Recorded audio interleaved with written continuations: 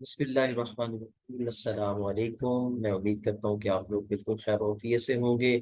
अपने चैनल के अंदर आप लोगों को टैक्स की अपडेट के हवाले से खुशामदीद भी कहते हैं। और आज एक अहम update circular number 1 of 2023 and 24, इस हवाले से आज एक वीडियो जो है वो रिकॉर्ड करके तो आपकी पेशे खिदमत कर रहे हैं। ये जो सर्कुलर है ये 21 जुलाई 2023 को इशू हुआ है। इस सर्कुलर को अंडरस्टैंड करना बहुत ज़रूरी है। इसके मुतल्लिक जो है वो काफ़ी चीज़ें जो है वो डेवलप हो गई हैं। तो इस सर्कुलर को पढ़ने से पहले, उसके बारे में डिस्कशन करने से पहले, मैं आपको पहले कुछ बैकग्राउंड बताना चाहता हूँ। वो बैकग्राउंड है सेक्शन 7E के हवाले से। सेक्शन 7E के ऊपर हम सेपरेट एक वीडियो भी कर चुके हैं, उसका लिंक भी मैं डिस्क्रिप्शन में दे दूंगा। आप लोग वहां जाके उस वीडियो को अच्छे तरीके से देख लें और अपनी जो है वो रिफ्रेश कर लें मेमोरी को।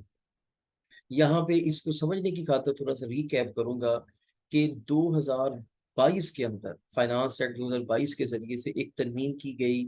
और तरमीम ये हुई कि एक नई सेक्शन ऐड की गई। वो सेक्शन ये थी कि सेक्शन 7E, जो कि वो प्रॉपर्टीज जो कि कैपिटल एसेट्स हैं, इमूवेबल प्रॉपर्टीज हैं, उनके ऊपर जो है वो एक टैक्स, नया टैक्स मुतारफ करवाया गया, जो कि असल में effectively 1% of fair market value बनता है इमूवेबल प्रॉपर्टीज का। अब 7E का जो टैक्स है, इसको लेकर लिटिगेशन हुई सिंध हाई कोर्ट में भी, लाहौर हाई कोर्ट में, और पाकिस्तान की दूसरी हाई कोर्ट्स के अंदर भी इसके अगेंस्ट जो है वो मुकदमा दर्ज हुए। और उसके ऊपर भी हमने एक वीडियो की थी, जिसमें जब लाहौर हाई कोर्ट का एक डिसीजन आया जो कि टैक्स पेयर की फेवर में आया, और सिंध हाई कोर्ट ने जो डिसीजन दिया और टैक्स पेयर के अगेंस्ट किया, उसके ऊपर भी हम सेपरेट वीडियो जो है वो बना चुके हैं। तो उसको भी आप जाके हमारे यूट्यूब चैनल पे देख सकते हैं। अब इस साल 2023 के अंदर उन्होंने सेक्शन 7E का टैक्स कलेक्ट करने के लिए एक नया मैकेनिज्म मुतारफ करवाया।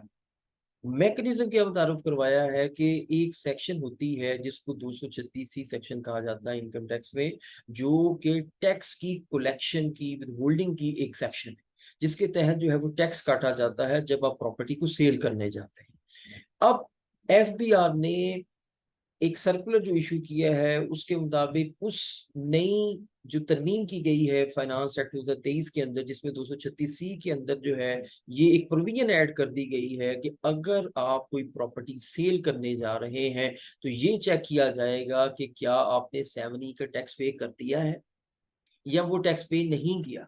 अगर तो आपने सेक्शन 7E का टैक्स पे नहीं किया तो आपकी प्रॉपर्टी जो है उसकी ट्रांसफर नहीं होगी।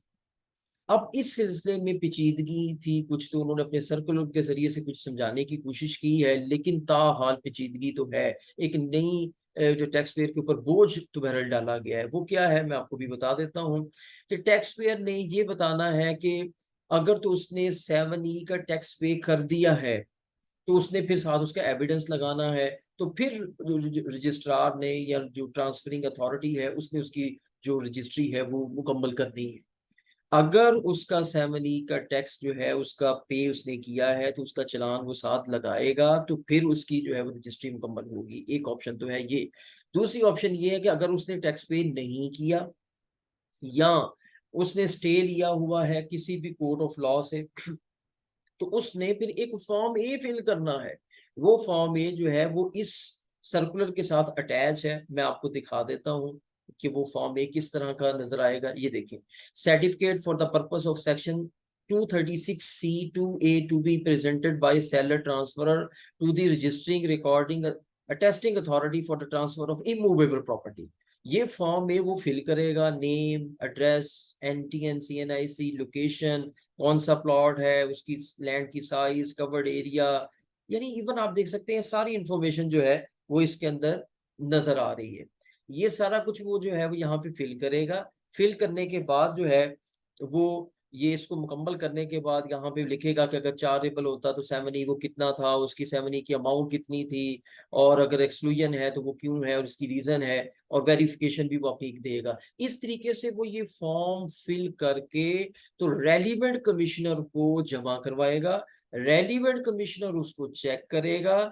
चेक करने के बाद वो ये नीचे जो लिखा भी हुआ है कि commissioner inland revenue it is certified that the taxpayer has duly compliant with the provisions of section 7E as applicable to the taxpayer। तो ये वो सारी चीजें वो उसको सर्टिफाई करेगा। सर्टिफाई करने के बाद नेम सिग्नेचर स्टैंप के साथ डेट लगा के वो इसको वेरीफाई करके ओके करेगा। ये चीज टैक्स पेयर लेकर जाएगा रजिस्टरिंग अथॉरिटी के पास और उन्हें जाके कहेगा कि जनाब ये देखो ये मेरे पास फॉर्म ए है तो मेरी रजिस्ट्री को एग्जीक्यूट कर दें। अब ये जो प्रोसेस है इस पूरे सर्कुलर के मुताबिक तो उसके ऊपर 7 दिन की बात की गई है कि 7 डेज के अंदर अंदर जो है ये मुकम्मल हो जाएगा। अब ये देखते हैं कि 7 डेज के अंदर ये मुकम्मल होता भी है कि नहीं। मतलब ये कि ये एक एक्स्ट्रा चीज ऐड की गई है जिसकी वजह से जो प्रॉपर्टीज का बिजनेस है, रियल एस्टेट का बिजनेस है और उसके अंदर जो ड्यू प्रोसेस है उसमें ताखीर हो सकती है। अगर आप एक ऐसे टैक्स पेयर हैं जिसके ऊपर 7E लागू होता है तो आपको ये बहरहाल आज से इसके ऊपर वर्किंग स्टार्ट कर देनी चाहिए और ये देखना चाहिए कि क्या 7E के मुतालिक आपने किया हुआ है, क्या आप पिटिशनर हैं किसी स्टे में, क्या आपने स्टे अवेल किया हुआ है या आप जो है आपने 7E पे किया हुआ है, तो आपको जो है वो अपना चालान रेडी रखना चाहिए और जब भी आप अपनी प्रॉपर्टी को सेल करने के लिए जाएं तो फिर आपकी प्रॉपर्टी जो डॉक्यूमेंट्स हैं उसके साथ वो अटैच होना चाहिए। इसी तरीके से अगर मोर देन 1 पर्सन एक ही प्रॉपर्टी के ऑनर हैं तो हर बंदे ने अलग-अलग अपनी लायबिलिटी को डिस्चार्ज करना है और उसके ऊपर ये अलग से फॉर्म है और ये सारी चीजें उसके ऊपर एप्लीकेबल होंगी।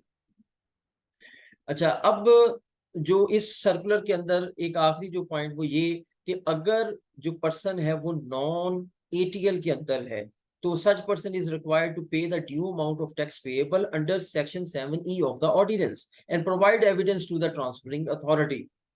और उसके लिए एक सेपरेट चालान भी एफबीआर के पोर्टल पे अभी तो वैसे मैंने देखा मुझे नहीं मिला लेकिन शायद अपलोड हो जाएगा।